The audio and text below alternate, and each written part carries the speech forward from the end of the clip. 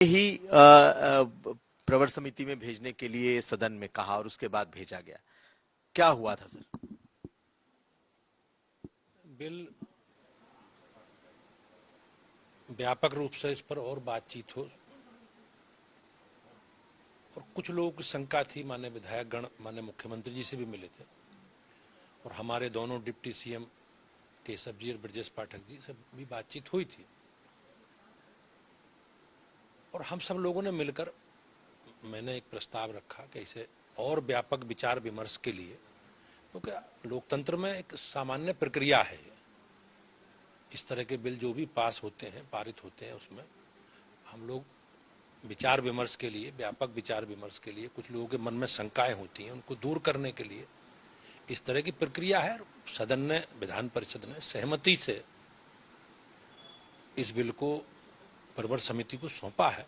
लेकिन सवाल सिर्फ इसलिए उठ रहे हैं कि एक दिन पहले ही विधानसभा ने पास किया और ऐसा लग रहा है जैसे ये बिल या तो हड़बड़ी में लाया गया या लोगों तक ये बिल पूरी तरीके से नहीं पहुंचा और तब शायद आप लोगों को आगे आना पड़ा कि नहीं, ये जल्दबाजी में। नहीं, मुझे इसकी जानकारी नहीं है, लेकिन कल विधान परिषद में लोगों के सुझाव आए थे और माननीय मुख्यमंत्री जी से भी लोगों ने, माननीय विधायकों ने, हमारे दोनों डिप्टी सीएम ने सबसे बातचीत की थी इसमें।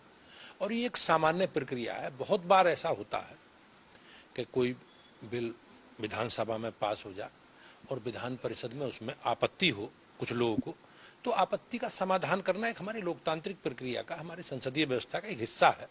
कहा यह जाता है कि एक कंसेंसस हो जाता है सरकार में, विधानमंडल दल के अलग अलग सदन हैं, तो आपको लगता नहीं है कि पहले ही इस पर विचार विमर्श हो जाना चाहिए था, पहले ही इसकी शंकाओं का समाधान हो जाना चाहिए था, तो ये स्थिति नहीं बनी? नहीं, ऐसा कुछ है नहीं और ये एक सामान्य प्रक्रिया है। जैसे संगठन और सरकार की जो बात निकली थी, ऐसा कुछ नहीं?